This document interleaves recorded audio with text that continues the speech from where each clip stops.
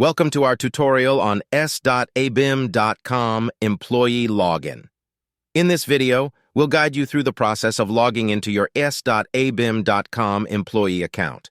Whether you're a new user or need assistance accessing your account, we're here to help. Let's get started. But before we begin, don't forget to subscribe. First, open your web browser and search for s.abim.com employee login in the Google search bar. Click on the website that appears at the top of the search results. For login, you will encounter a panel under the Venue Logon menu. Enter your information correctly in the Venue ID field and click the Submit button to proceed. In the subsequent pages, it will ask you for the necessary information.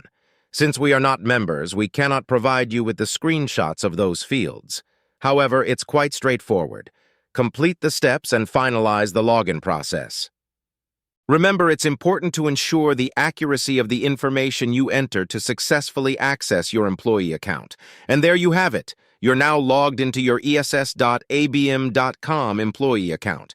If you found this tutorial helpful, don't forget to like, share, and subscribe for more useful content.